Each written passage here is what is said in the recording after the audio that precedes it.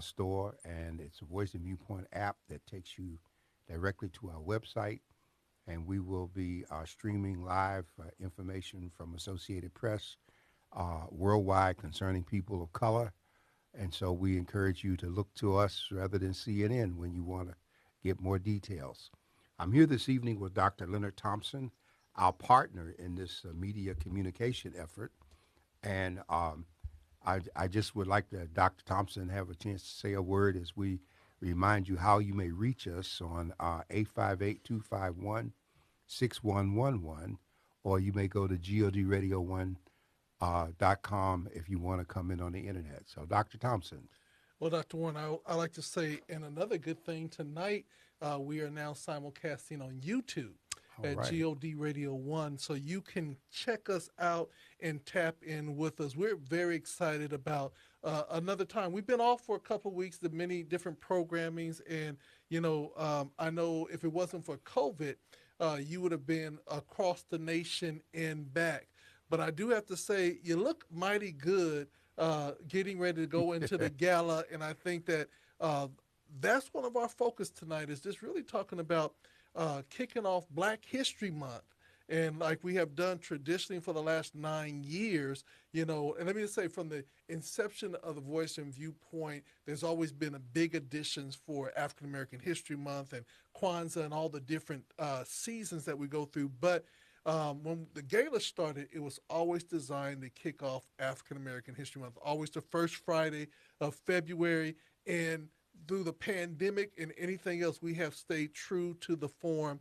So I'm excited about this Friday, being able to do what they call a hybrid. Yes. Now Dr. Warren, that's Yeah. funny to me because, pandemic has brought some great languaging out. Yes, it has. So we're going to be doing this hybrid version of the gala, and stay tuned for what's happening this Friday. And we're going to share exactly what we mean when we say hybrid further in the conversation this evening. But I'm excited about this as we talk about kicking off Black History Month. I like to share a few things as we go into it. The Black press this year is 195 years old. And so March is really Black Press Month, but the fact that we have had black newspapers for 195 years, going back to 1827, when Rushworm and them said, nobody can tell our story but us. And we have continued to try to carry forth that tradition. The other thing I'm always excited about is why we have Black History Month. I like to remind people of Dr. Carter G. Woodson, the father of Black history, who started all of this. And he was a man that didn't even go to high school until he was 20. He was the first African American or the second African American to receive a PhD from Harvard. And he was an educator.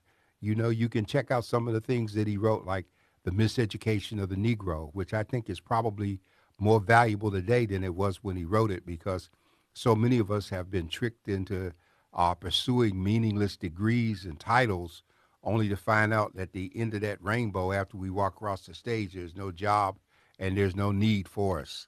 Mm-hmm. And so, but these are important times, and we're excited about these times. Am I excited to have lived to have known some folks that we're talking about? As I shared earlier today with a group, I attended the first junior high school named after Dr. Woodson. He died in 1950 in D.C., and then they created the Carter G. Woodson Junior High School, which I attended probably in its second year, just a few years after that. And so D.C. was a place that was rich with history. You might recall that first, with his research, he established Negro History Week, and then we grew into a month. But there's something else we need to be aware of, too. He was the founder of the Society for the Study of Negro Life and History, which has now been renamed as the Society for African American Life and Culture. And so it's been here since the early 1900s, and it continues to strive, continues to publish a quarterly journal, continues to entertain scholars and to deal with issues of importance to all of us. And this is extremely important today as we launch Black History Month. This is the second day of the month, and yesterday we had some 14 historical black colleges and universities with bomb threats. And Mm-hmm. so this situation is stepping up now, coming against our schools. We see people in the past weekend, they're coming out more with their swastikas and they hate Jews and Negroes and Mexicans. And so the residual from Trump has left people feeling that hatred and racism is now all right, and it's not all right. Hate crimes are up, but while some people are looking at hate crimes against Asians and Pacific Islanders, I don't want you to forget that hate crimes against blacks and African Americans is up 20% over what it was a year ago. Mm-hmm. And California, you know, some of you might be surprised, but during the 30 years that I've published The Voice and Viewpoint, I've known of at least 3 to 5 lynchings in this state that were kept very quiet and low key. And so we're not out of the woods. And we, you know, in a sense, we don't want to be like the Sankofa bird as we fly forward, so busy looking back, we don't look to see where we're going. And so we need to pay close attention and we need to rally around each other so that we can be of help one to another at this point. And this is a very, very critical time.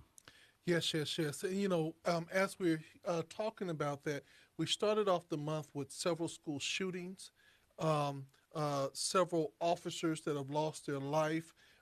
There's a lot of chaos. Russia on the brink, it looks like, of being having a conflict, and we're still yet fighting COVID. So a lot that's happening as we come into African American History Month. And I think that it is a time for us to reflect, and as we move forward, knowing that the battle and the struggle is not over, and we have not overcome, but we're still in the process of fighting and making sure things are right. And I also want to talk about, and I don't know if you want to touch on this, but it really concerns me that we're still having the kind of, what's the best word? With Whoopi Goldberg, that whole situation really concerns me. One, I believe that she felt confident of what she was saying when she said it. After reflection and probably many calls, she came back and said that she was wrong and she apologized. And immediately, you know what I'm saying? And yet and still, she is still suspended for 2 weeks. Oh, is that Explain all? that. It's Yeah, just 2 weeks. 2 weeks. But you never know what that 2 weeks means. Well, maybe I won't get suspended for what I'm about to say because they're going to control this program. But it's not surprising that this happened. One of the issues that used to come up when you talked about the First Amendment speech, and this was always a discussion in the law, the question used to come up is that if the Klan or the Nazis wanted to hold a rally in a school building after hours, could they use the school? Mm-hmm. And it seems like on the surface that would be a simple yes or no. But it's not so simple because once we decide that no, we can't because we don't agree with what you want to do, now we're moving into the freedom of speech area. Mm-hmm. But the freedom of speech area is a very tricky area because it says that your freedom extends to the extent that it does not impound upon the freedom of someone else. Mm-hmm. And so any comments against the Jewish community are going to be met with the kind of reaction that came about here because, first of all, the wounds are so deep. It's one of the greatest atrocities in the history of mankind. And even though she tried to straighten it out, and her last name happens to be Goldberg, it didn't go over well. And it just goes to show that this is a time in which people are not as concerned about what they say, and yet we need to be conscious when we speak. We need to think when we speak, and we need to know I'm not saying that we have to be afraid to speak because of offending others, but at least we need to be conscious of what we say and choose our words in terms of speech.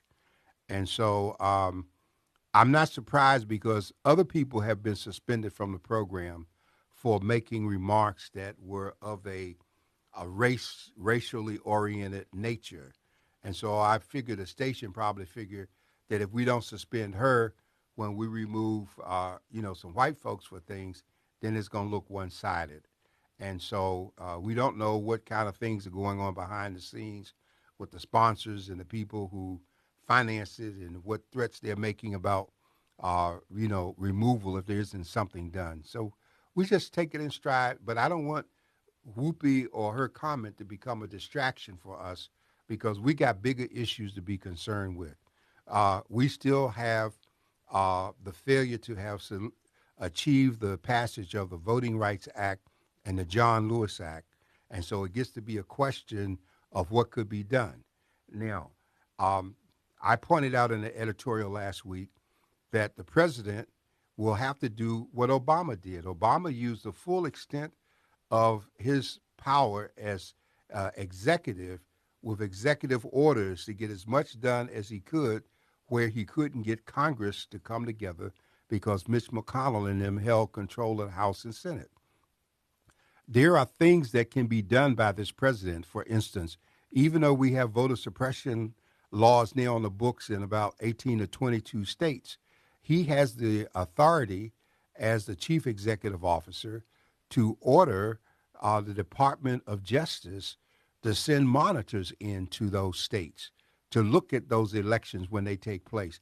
And that's going to be a major step as opposed to people who are gearing up with open carry and making all kind of plans to show up at election polling sites carrying firearms and having people intimidated. Well, we have the authority to put some federal troops there, if you will.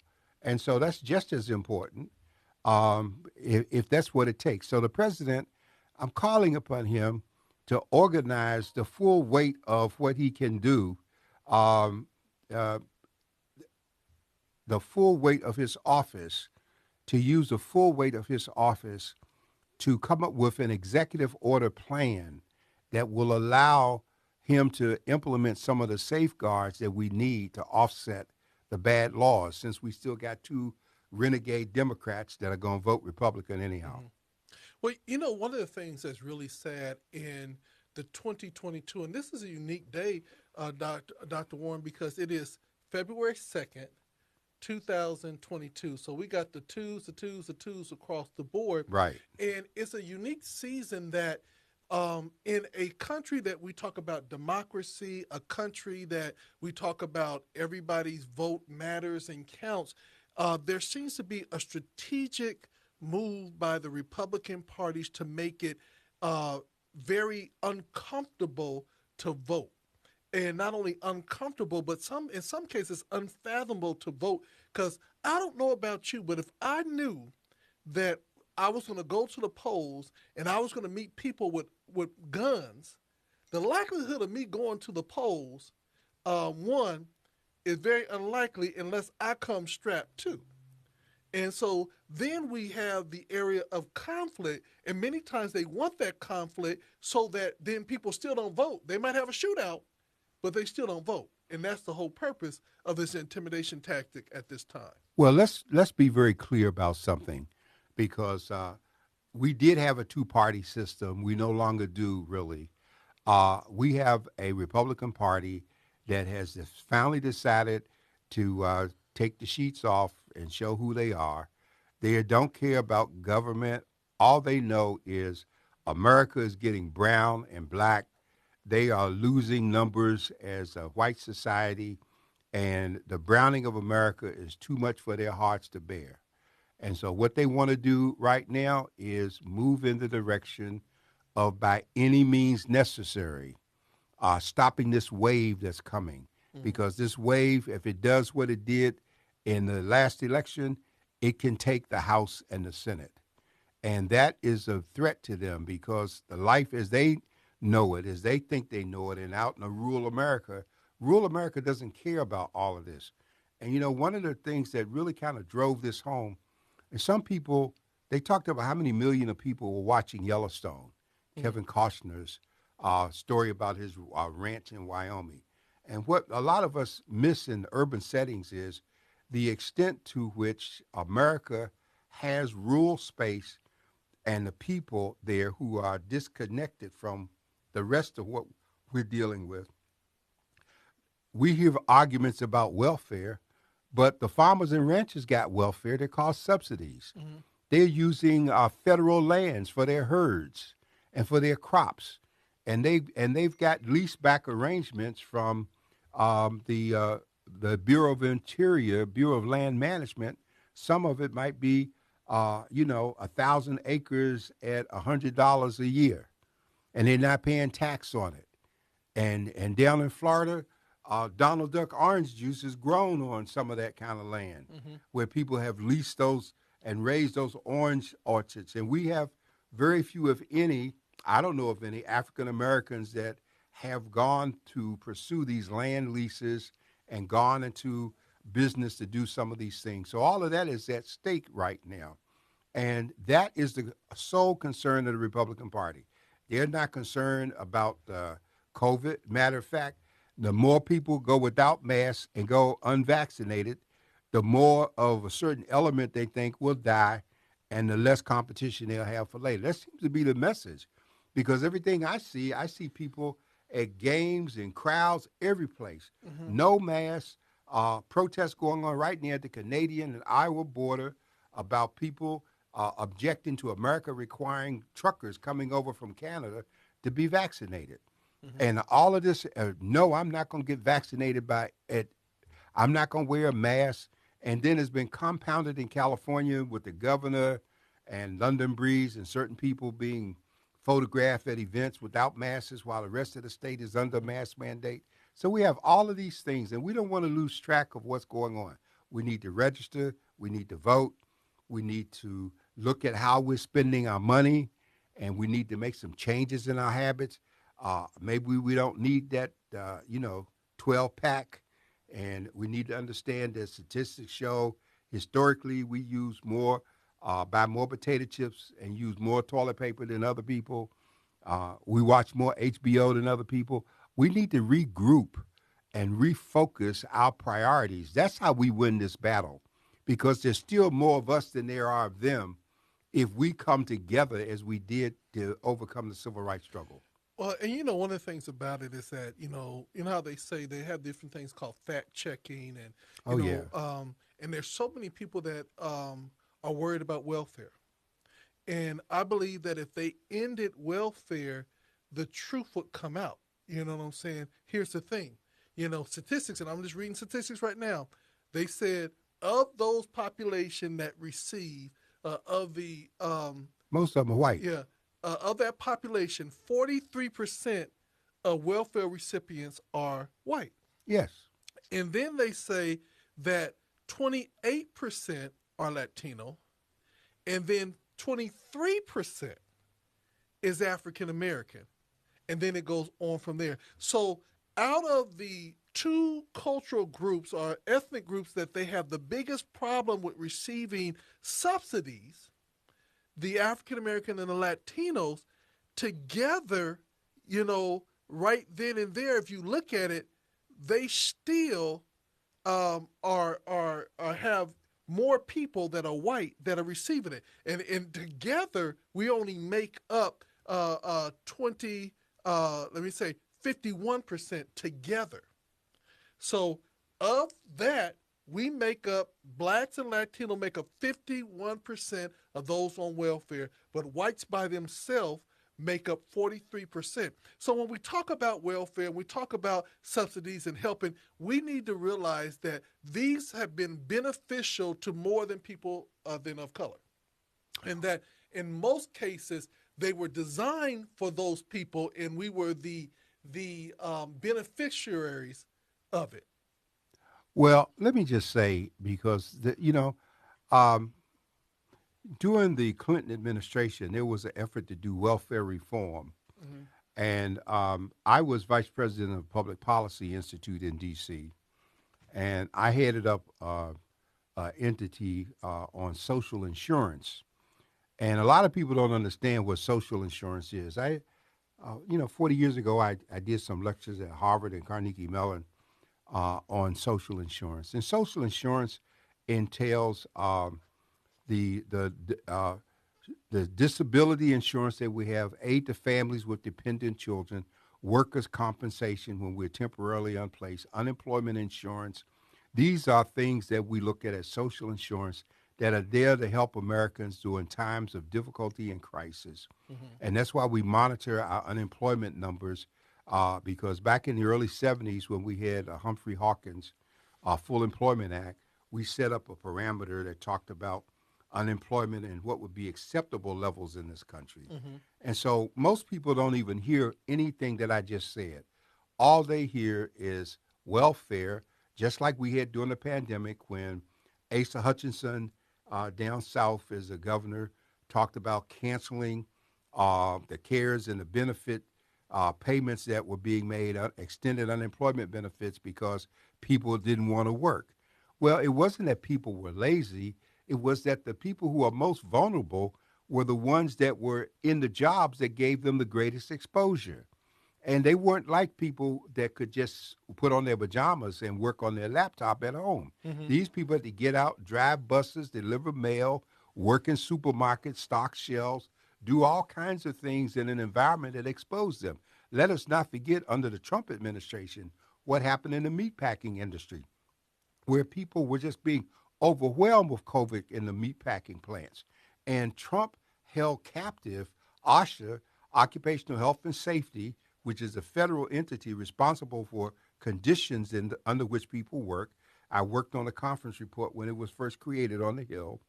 And so it's something that now, if you look at under the Biden administration, they have taken some steps. They have masks, they have vaccines, they have protocols. Here in California, the governor made an effort to go out to where the farm workers were to have vaccination sites set up right out there where people work. The Republicans didn't care about any of Hmm. this.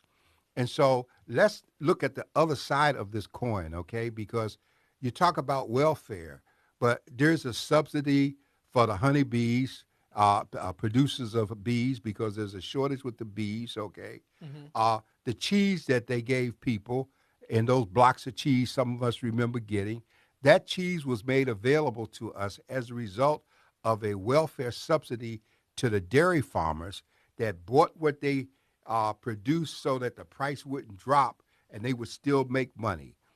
Hmm. 60 years ago, 70 years ago, uh, my great grandfather raised tobacco in the Carolinas, and he received tobacco subsidy uh, for the promise not to raise tobacco because they didn't want too many people raising tobacco and driving the price down as the volume went up. Same thing is happening now with the oil and gas industry. Prices are up.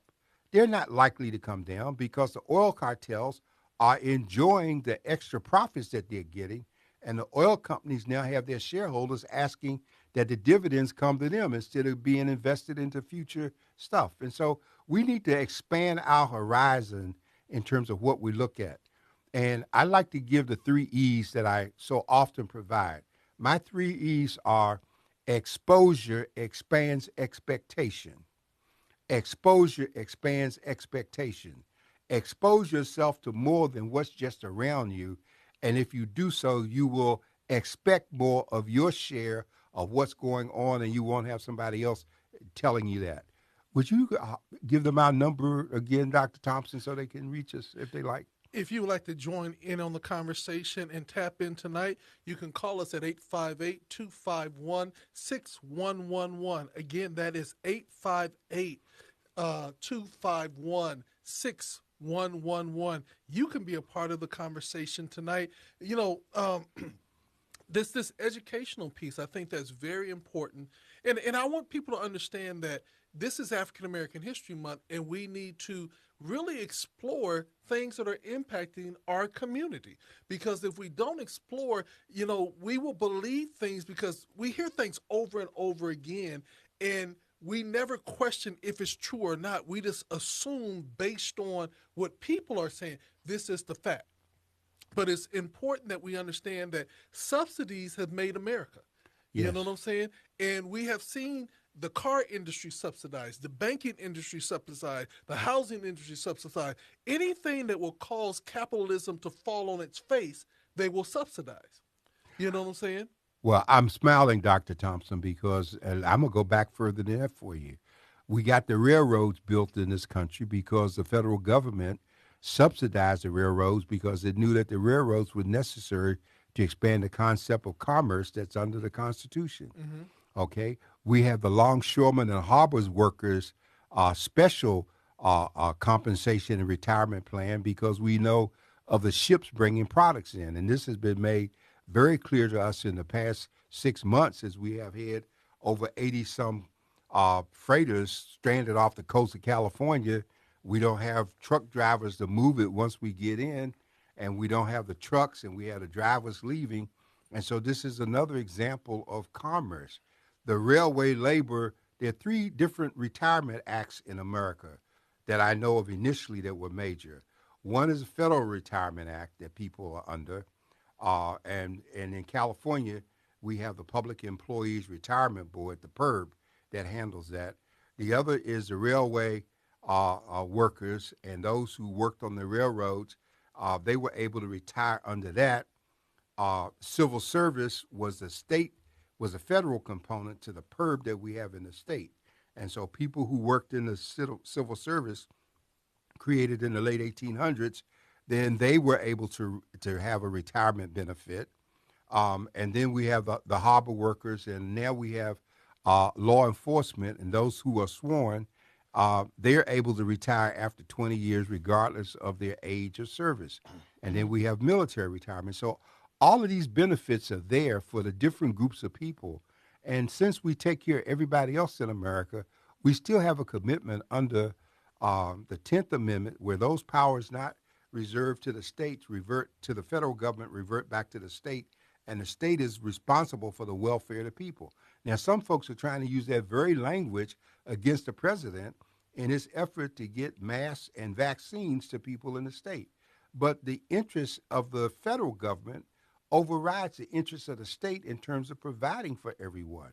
Mm-hmm. And so we need to understand what the issues and the facts are before we go jump on bandwagons. And I get depressed when I encounter the number of black people who give me all kind of arguments about why they don't want to get a vaccine. And they got every vaccine in the world voted when they were growing up, from polio, diphtheria, tetanus. They didn't question anything. And now all of a sudden, even though we have all 900,000 deaths, and most of them are people without the vaccine, now you're going to be smarter than the scientists and have all of this knowledge, and you're going to go down and take horse remedies and all kinds of stupid stuff. And so, Adam Clayton Powell used to have a saying. He used to say, ignorance I can understand, but stupidity I can't tolerate. Yeah. And where people choose to be stupid, unless they are immune compromised because they're like a cancer or a heart transplant, or they have some kind of compelling issue that puts them at greater risk in terms of getting a vaccine, they still can wear the mask. And, people who are taking chemo, if you're around them, they're very careful with masks. They're very careful about plants being around them. They're very careful with anything they can touch just about that can impact their immune system, because death in those cases comes from the complications of a compromised system and not from the very cancer that's often being treated. So we just need to become mindful of the things that I'm sharing here and open our minds and try to reach the minds of those around us. Well, one of the things, Dr. Warren, I want to talk about, for lack of better words, the cynicalness that we have towards our experience here in America, and how we have become more suspicious and, non-trusting based on how we have been treated. I don't agree with anybody who's really not getting the vaccine, but I do understand that as many times as we have been tricked and misled and mistreated, there is that fear that this is just another one of the conspiracies or the things that will maybe take our life or things of that nature. How do we as leaders and people help combat the cynicalness that people have about America and trusting? You know, there's an inscription on the backside of the National Archives, and my office used to sit across the street. I could look out the window and read it in D.C., and it says, "What is past is prologue." And what we don't understand is history tells us that of 20 some great civilizations, most of them collapsed from within, not from external stuff. And we go back and we look at Rome and we just come forward and we see that people got lazy. We saw what happened here in this country when we fought a civil war because the slave component was so important to the economic survival of the South. Mm-hmm. And so a whole new tone was set in terms of what took place. And so in the census, they came to the community and they identified people that we call trusted messengers. Mm-hmm. And so, yeah, people should listen to their family members and their loved ones. I cannot tell you how many cases I've come across where a grandmother is dead from COVID because one of the uh, siblings uh, exposed themselves and then exposed grandma, and grandma died because she was already sick. Mm-hmm. And so we have people who are selfish. If you don't want to get the vaccine for yourself, get the vaccine for your children who, when you die from COVID, they're going to be orphans and somebody's going to have to take on the burden of your ignorance and your pride and your selfishness as opposed to doing what you could do to be here to provide for your family. And so it's a long answer to your question, Dr. Thompson. But, you know, in logic, they teach something that's important here. In logic, they say that you can always argue with what a person thinks. Mm-hmm. You know, you can set up a syllogism and go through a process, but you can never argue with what a person believes because beliefs are not based in logic; Mm-hmm. they're based in emotion. Okay. And Okay, so, wait a minute. You need to stop that one. You need to stop that one and say that again because I think that that's a key right there because I think that a lot of people are being what you just said. So say that once again. that you can often argue with what a person thinks, but you can never argue with what a person believes because beliefs are not based in logic. Beliefs are based in emotions. Okay. You know, there was a time when Socrates was living that the people came to him and said, "You know, you are the smartest man in the world." And he said, "No, I'm not." And they said, "Yes, you are." So he said, "Let me go explore this." So he went out and started talking to people who were experts in philosophy, astrology, mathematics, and he went through all of these disciplines. And he talked to people who were supposed to be the greatest minds that they ever were in these areas. And when he finished, he came back to the marketplace and he assembled the people and he said, "You know, I want to tell you that I agree with you. You are absolutely right. I am the smartest person in the world." And they said, "How did you come to that conclusion?" He said, "Because I know what I don't know, and the others think they know everything." Mm-hmm. Okay, and so the word tells us that the discovery of ignorance is the beginning of knowledge. You can't Mm-hmm. fill a cup that's already full, Yeah. and we have people who are filling their cups with false information and listening to stuff because some of it feels good based on who's saying it. Mm-hmm. You know, as much as Trump misled people, he got special treatment when he had COVID. And Mm-hmm. if you remember him standing on the back steps of the White House there trying to give that little make believe macho speech, he was about to pass out. Mm-hmm. But we're not going to get the kind of care that Trump had. And now we got people dying because they can't get surgical procedures that they need, not because that they have the COVID, but because the COVID non-vaccinated people are taking all the ICU beds and killing the almost literally the medical staff that's there to treat people. And so we can keep talking, but I know people that I've talked to that I like and respect. But when you mention this whole COVID thing, their minds go south. Hmm. And they got all kinds of excuses about herbs and what they're taking and what their system is and the whole bit right up, and I say, well, I don't argue anymore. Just carry that theory right to the mortuary. Hmm. And I don't and I mean to be as hard as I am about it because there's like Powell said, ignorance I can understand, but stupidity I can't tolerate. And since you choose to be stupid, there's no remedy for that. There's no shot for stupidity because it's a choice based on your emotions, and you are free to let your emotions do what you will with them. So, um, again, I'm going to talk about cynicalism because we're in February. Let's talk about football. Hmm. You know what I'm saying? We had a coach that came out and basically said that he's being discriminated against. He's saying that even before he gets an interview, they're saying they've already hired people. He's had a successful offense for multiple years. And right now, we only have one African American head coach in the NFL Football League.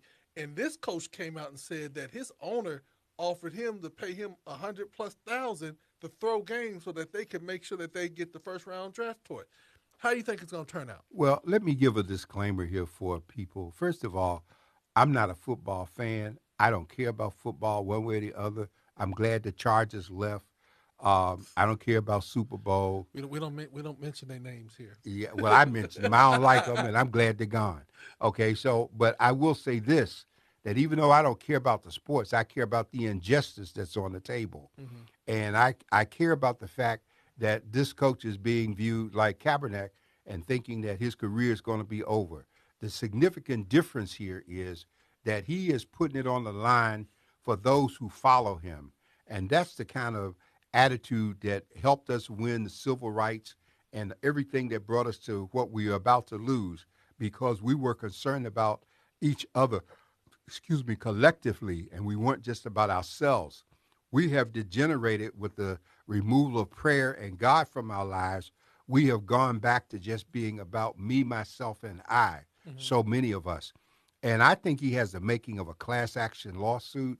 I think that when you look at the statistics and what he said about that rule that they have, and only one coach, and the case that he has on the record in terms of the telephone with the guy getting confused and thinking he was talking to the other person that he promised job to even before he interviewed this Brian. I think he's got a strong case. And what I also find interesting is the number of news sports commentators who, in reporting on this story, are coming out really in favor of his position. Now, Mm-hmm. I know it's going to be a legal decision in terms of what happens because it's very hard now to prove discrimination cases Mm-hmm. because when we started doing a lot of discriminating, Congress came back and changed the burden of proof in terms of who it would rest with. And so a lot of that weight has been shifted to the person bringing the allegation when should have been a greater balance put on the perpetrator.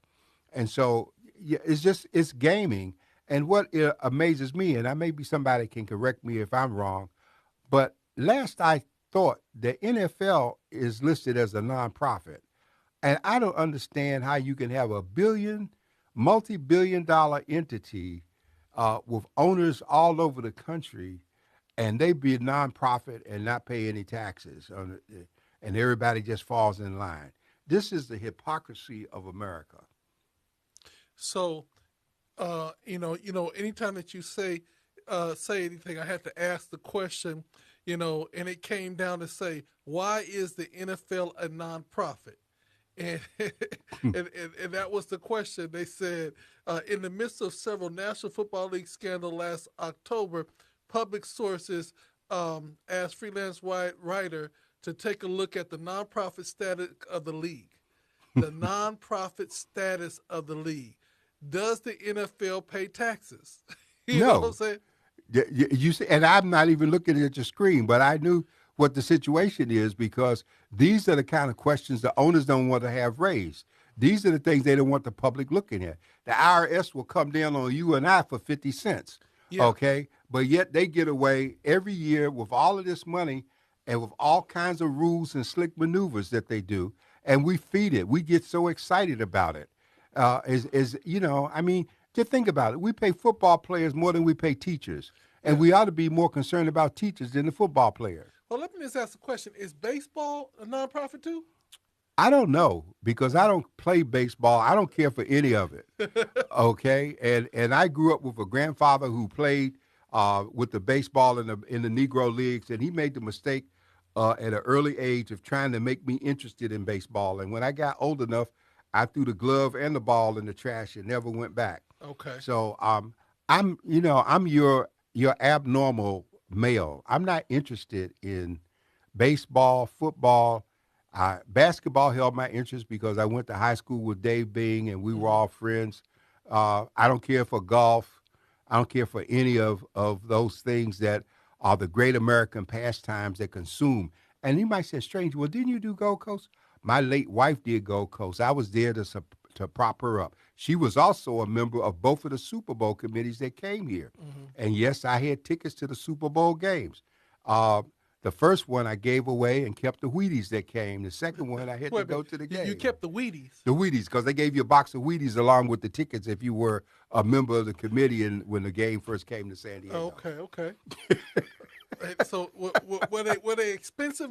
There was some expensive Wheaties. No, it was just a regular box of Wheaties, but they just gave you a box of. Well, look, think about this with the Wheaties now. When they had the first Million Man March 25 years ago, or whenever it was, okay, the day after the march, I was on a plane flying back to San Diego to get my story in, Hmm. okay? You know what they served for breakfast on the plane? No.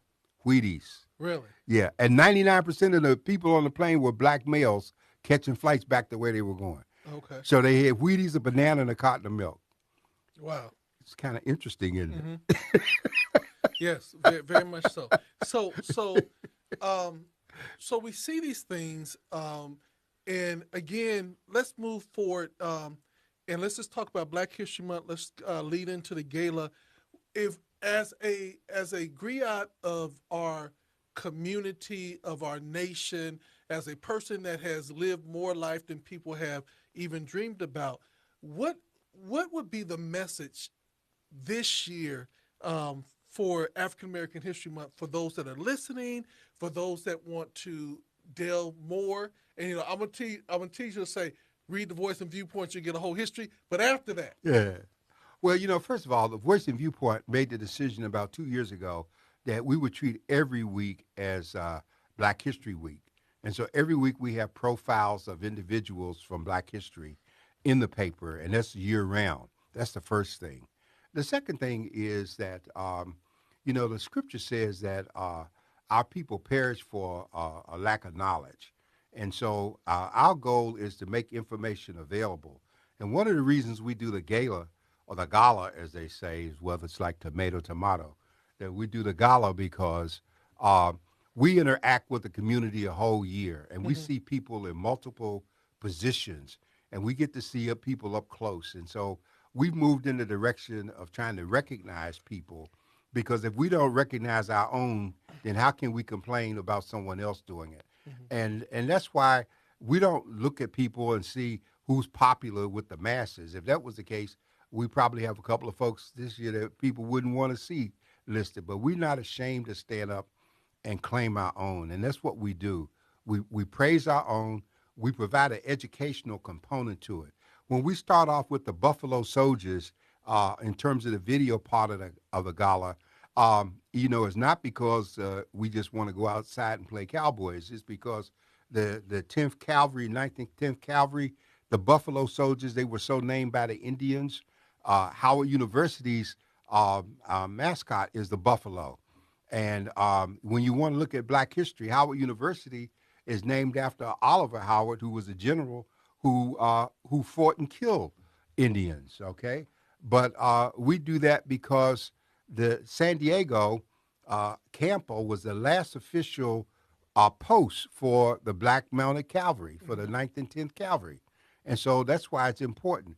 When we do the Bomb of Gilead and we do Lift Every Voice and Sing, I am embarrassed year after year that I'm in a program celebrating anything black, and black people got to have somebody give them a sheet with the words to lift every voice and sing.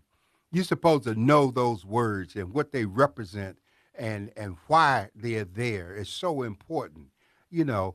And to have somebody that's got it, and then you can only stumble through the first stanza because you don't bother to learn the rest of it. I think you have an obligation based on the shoulders of the people that you stand on to learn and know your history. We're not responsible for white people not teaching us our history.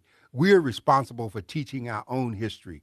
And every species that lives on the planet has within its genes the desire and instinct to train its young so that they can survive and not make the mistakes that might have been made by them. Everybody except man. And we seem the ones, we are so busy right now killing each other. I mean, there should be no homicide rate in Chicago and Philadelphia and all these places. We're talking about races, but there's black on blacks killing blacks. We're not manufacturing any guns. Well, we're making ghost guns now. We're making those illegal. But we need to get back to prayer. We need to get back to God. We need to get back to respect. And I'm very concerned that a lot of us are letting stuff slip. You know, it's no accident in the South that my grandparents were called by their first name by little white kids. And a white person who did not have to call a black person Mr. or Mrs. That still sticks with me. Okay, you just can't walk up to me and call me John and you don't know me, because I'm gonna give you the respect of ma'am or sir. Mm-hmm. And we need to get back to teaching our kids some respect. It's sad that we let our children grow up calling their parents by their first name. How disrespectful can you be? And then we wonder why they turn out the way they are. Whatever problems they are when they're little, they're gonna be the same problem when they get bigger. It's just gonna be a bigger problem. Shaniqua, I don't have time to do my homework. Leave me alone, Shaniqua. And that's when Shaniqua's supposed to be slapped straight across the room and through the TV set. And they promote it by children. Sometimes I almost break my television. I see kids arguing with their parents and stuff and talking about what they don't want to eat. And just like I told my children, you haven't been on the planet long enough to tell me what you want and don't want. Mm-hmm. You can't be here. And this Black history, let it be Black remembrance in terms of who we are and where we had to be a powerful people to survive the Middle Passage, to survive slavery, to survive everything that's been done, castration, mutilation, lynchings, everything that's been done to wipe us out. And as Maya Angelou said, and still we rise. Yes. And I think that, and I hear you loud and clear, one of the things that we have to say is we have to, make sure that we don't forget our history and learn our history and acknowledge our history. History for African Americans is just not, I have a dream. History for African Americans is not, I would not give up my seat on the bus. That is a part of history. But history is a history of faith. Our history is based on respect and respectfulness to our elders.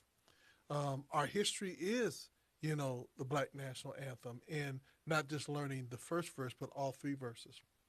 And we have to take the time out to slow life down and be able to say that there are some things that we learn and we have to learn and have to teach our young people so that they will have a sense of self and a sense of being, as with all the other influences that come their way through social media.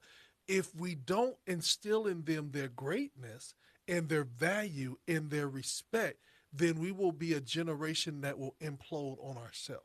And see, we don't do this here. When you were talking, it reminded me of the lady's name escapes me right now, but before Rosa Parks, there was a 15-year-old black girl that sat down in a seat on the bus and she wouldn't get up. And when the white man came and told her she had to get up and get out of that seat, she says, I can't get up. And he said, why? She said, because the United States Constitution and Harriet Tubman and Sojourner Truth, she says, their hands are on my shoulders pressing me down and I can't get up. Mm-hmm. Okay, she knew who she was and what she's been through, okay? Now, they didn't take her case because of her age. I think she She had some issues in her complexion. Rosa Parks was the right complexion, the right age, Secretary NAACP. So they picked the people that they did. But we don't know who we are today, you see. And the things that are directed against us as a people, we only respond if we feel that we being personally confronted. And we don't get concerned about suppose Jackie Robinson had that attitude. Mm-hmm. It would have been like, this is all about me. It ain't about you, you know. And look at Muhammad Ali, who they did everything they could to. They stopped him from fighting. They didn't want to honor him as a conscientious objector. And yet, when the century ended, he was declared the man of the century by the very people who hated and tried to stop him. Look what they did to Paul Robeson, who was not only an athlete and a lawyer, and he was also an actor, or Ira Aldrich. All of these people that had multiple skills and talents that they brought to the table, but they never forgot who they were in terms of their blackness. Mm-hmm. And so this is what we need to go back and see who we are. And then we can really get that pride again and we can stand up tall. I resent every time I go in a business and somebody of another nationality, a male, Chaldean, the Latino or whatever, white, call me boss. It's an insult to call a black man boss. You don't call a white man that comes into a business boss. And it's a mockery because the whole idea is you ain't in charge of nothing, so I'm going to make fun of you by giving you a title. What people say to us is important because if we let people play with us, they will not respect us. And we need to get back to self-respect and stop worrying about being accepted by the very people who are responsible for the problems that we have, be they black or white. So one of the things I want to say that it's really important that we educate people on things that have been done over history. Oh, Like you yes. said that when people call you boss and that you receive it as a mockery, but then there are people from that culture that have been doing it for so long because they saw their parents do it and the next parents do it, that they literally do it. And many times they don't even understand the meaning of why they do it. They're just following what they've seen before. It's just like in church. I kid you not, Dr. Warren, I grew up in church. Might as well say I was birthed in church. And when I got to a certain age, before, because I watched church, right? And I got to a certain age, and when I wanted to leave out of church while the sermon was going on, I would get up and And hold stick a up that hand up, one finger up. Never knew why we did it. but did it because everybody else did it. Exactly. And then when I found out my history that the slaves had to raise their hand Yes. and get permission to go use the Yes, restroom. they did. And we had brought that into the church, not knowing that we were free. And we don't have to do that no And more. then when we look at the Kojic church and you see in some parts of the service, people get up and they're just stomping and all that. And they don't understand that when the slaves did that, that they were using the stomping as a means of communication with each other because they weren't allowed to talk to each other, you see. And when you look at things like you go to the islands and you see people in the Bahamas, in the islands going under the limbo pole, okay, and they play that music. And what you don't understand is the reason they use the pole as a dance because the idea was to be able to lean back and walk that way under fences and obstacles without falling. And so we just miss so much of what's going on, and we miss a lot in the church. I grew up in the Baptist church just like you, and it's just so many things in the church that we just don't understand why. Like watch service, Mm-hmm. okay?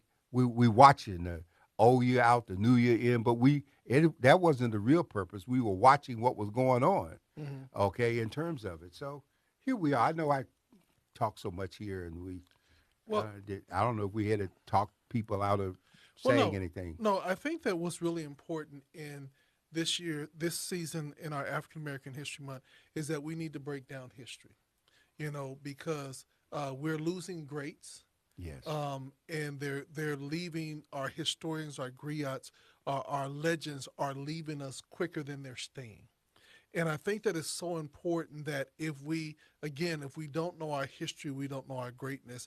And because of that, we're making some of the same mistakes, because we didn't pay attention. Now, and I say this and I'll leave with this.